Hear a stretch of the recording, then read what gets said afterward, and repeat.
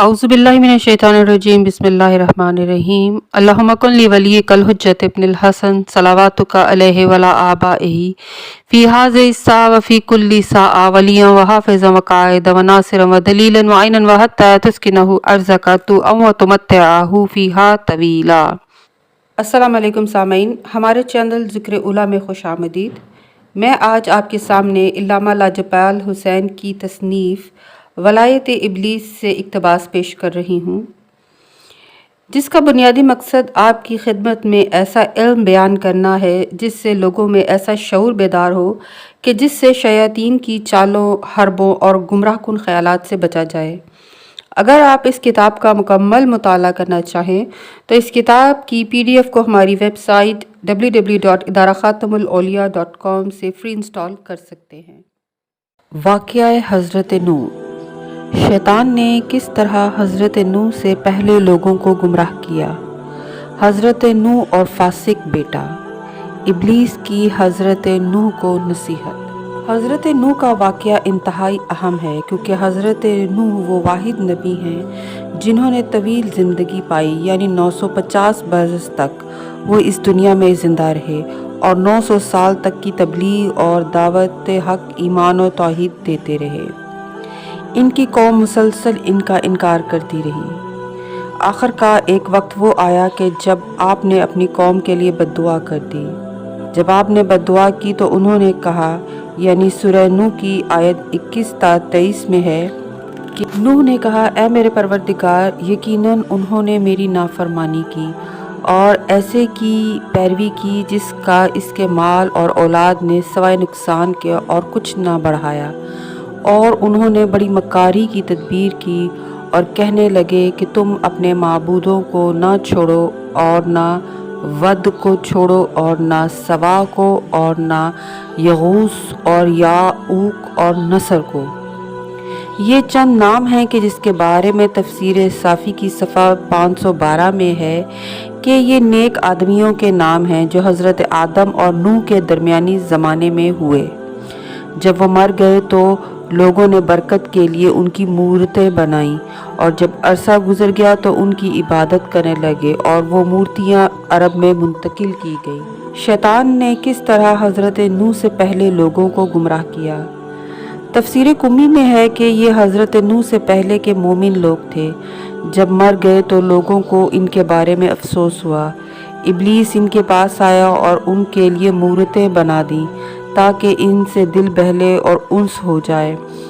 जब सर्दी का मौसम आया तो उन्होंने इन मूर्तों को घरों में दाखिल कर लिया। जब एक करन गुजर गया और दूसरा करन आया तो इब्लीस इन लोगों के पास आया और उनसे कहा कि ये तुम्हारे माबूद हैं, तुम्हारे बाप दादा भी इनकी इबादत किया करते थे। बस वो लोग भी इबादत करने लगे और बहुत लोगों को गुमराह किया। आखिरकार हज़रत नूह ने बद्दुआ की और अल्लाह ने उनको हलाक कर दिया। सूरह नूह की आयत 24 में कुछ इस तरह इरशाद हुआ, और यकीनन उन्होंने बहुतों को गुमराह किया और ए मेरे रब, ना बढ़ा जालिमों की मगर हलाकत। हज़रत नूह और फासिक बेटा। दोस्तों, अगर हज़रत नूह के हवाले से भी देखा जाए तो यहाँ भी लफ्ज़ ज़लालत का ज़िक्र आया है। इस पूरे किस्से के अंदर 4 तरह की फ़र्दें पाई जाती हैं। पहली फ़र्द हज़रत नूह है, दूसरी फ़र्द इनकी उम्मत है और तीसरी फ़र्द इनका बेटा है और चौथी फ़र्द इब्लीस है। अगर हम नूह की बद्दुआ का ज़िक्र करें और उन वाक़यात का ज़िक्र करें तो वो बहुत तवील किस्सा हो जाएगा। अल-मुख्तसर सिर्फ इतना बयान करते हैं कि जब आपने अपने बेटे से कहा कि किश्ती में सवार हो जाओ और काफिरों के साथ मत रहो तो वो पहाड़ पर चढ़ गया और कहता है कि बाबा, मैं यहाँ पर पनाह लेता हूँ और मुझे ये पहाड़ बचाएगा। नूह ने फरमाया कि मेरे बेटे, आज अल्लाह के अज़ाब से बचाने वाला कोई नहीं मगर जिस पर अल्लाह रहम फरमाए। फिर फरमाया हज़रत नूह ने कि ए पालने वाले, मेरा बेटा यकीनन मेरे अहल से है और बेशक तेरा वादा सच्चा है और तू तमाम हुक्म करने वालों में बेहतर हुक्म करने वाला है। तो कुरान में अल्लाह ने जो हज़रत नूह को फरमाया, मैं इसको मुख्तसरन बयान करता हूँ। फरमाया कि ए नूह, اول وہ تمہارے اہل میں سے ہرگز نہیں ہے، لہٰذا مجھ سے ایسا سوال نہ کرو کہ جس کا تمہیں علم نہیں ہے، تم جاہل مت بنو۔ یعنی آخر کار جب طوفان نوح آیا اور پانی بڑھا، لیکن حضرت نوح کا بیٹا بھی اس طوفان میں غرق ہو گیا کہ جس کو ابلیس نے گمراہ کیا تھا۔ کہتے ہیں کہ ایک روایت کے مطابق حضرت نوح کو اپنی کشتی تیار کرنے میں 30 سال لگ گئے تھے، اور ہر مرتبہ نوح اللہ کے حکم کے مطابق کشتی تیار کرتے وقت 10 مرتبہ مامور ہوئے کہ دانائے خرما بوئیں، اور ہر مرتبہ جب پھل تیار ہوتا تھا تو آپ کے اصحاب آتے اور ایفائے وعدہ کے طالب ہوتے، اور جب وہ دوبارہ خرما بوتے تو ان کے اصحاب 3 گروہ میں بٹ گئے، یعنی اصحاب نوح 3 گروہوں میں تقسیم ہو گئے۔ ایک وہ جو انکار کرنے والے مرتد ہو گئے، یعنی یہاں بھی ابلیس نے ان کو گمراہ کیا۔ دوسرا گروہ وہ کہ جو منافق ہو گیا، یہاں بھی ابلیس نے گمراہ کیا۔ اور ایک فرقہ وہ تھا جو صاحب ایمان رہا، اور وہ بہت قلیل تھے، یعنی کثیر تعداد وہ ہے جو گمراہ ہو گئی، اور انتہائی قلیل تعداد وہ تھی کہ جن پر حضرت نوح کا علم و ہدایت اثر کر گیا اور وہ صاحب ایمان رہا۔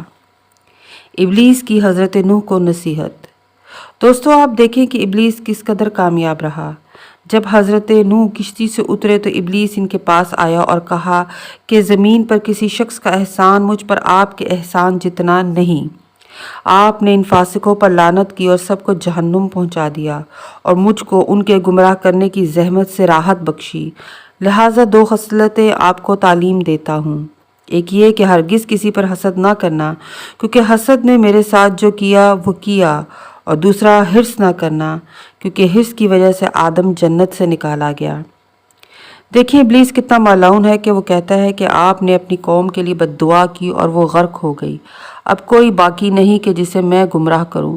ابلیس کی گمراہی دیکھیے کہ اس نے اختیار لیا ہوا ہے کہ وہ خون کے اندر نطفے کے ذریعے وجود میں آتا ہے۔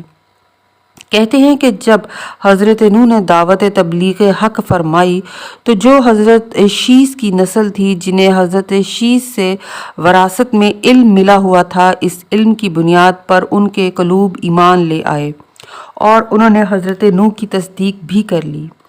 لیکن جو قابیل کی نسل تھی، انہوں نے انکار بھی کیا اور ایک حجت بھی قائم کی اور کہا کہ ہم تمہارا انکار کرتے ہیں، اور دوسری حجت یہ باندھی کہ تم پر جو ایمان لاتے ہیں تو ہم سے زیادہ رذیل ترین لوگ ہیں کہ جنہوں نے تمہاری اتباع شروع کی ہوئی ہے۔ یعنی ان سے مراد حضرت شیس کی اولاد تھی، اور جو قابیل کی نسل تھی انہیں قابیل سے وراثت میں حسد ملا تھا۔ شیطان کا کارنامہ یہ تھا کہ وہ دل کے اندر جا کر وسواس کرتا تھا۔ قابیل کی نسل کے اندر وہ شیطانیت اور حسد موجود تھا کہ جس کی وجہ سے انہوں نے اپنے زمانے کی حجت کا انکار کیا اور حضرت شیس کی نسل کے اوپر غرور و تکبر کا اظہار کیا۔ غور کریں کہ شیطان کس طرح گاہے بگاہے امتوں کو تباہ کر رہا ہے اور اس کا کام کتنا تیز ہے۔ اس کا دعویٰ ہے کہ وہ ابن آدم کا کھلا دشمن ہے، لیکن کمال کی بات ہے کہ دشمن نظر نہیں آتا اور ہر سمت سے گمراہ کرتا ہے۔ وہ خارج سے بھی گمراہ کرتا ہے اور نفس امارہ سے بھی گمراہ کرتا ہے۔ نفس کے معنی ذات کے ہیں، النفس کے معنی سانس کے ہیں، جو منہ اور ناک کے ذریعے بدن کے اندر جاتا ہے اور نکلتا ہے۔ یہ روح کے لیے بمنزلہ غذا ہے جس کے انقطاع سے روح زائل ہو جاتی ہے۔